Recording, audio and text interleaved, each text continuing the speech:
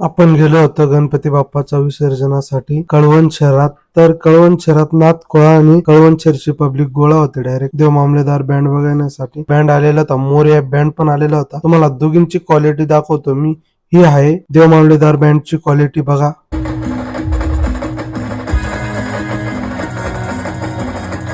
आता तुम्हाला दाखवतो मोरया बँडची क्वालिटी.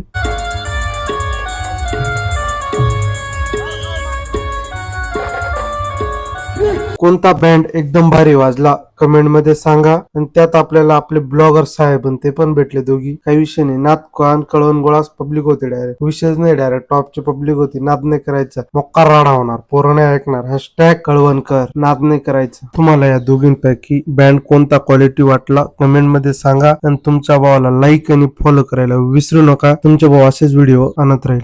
गणपती बाप्पा मोरया. पुढच्या वर्षी लवकर या.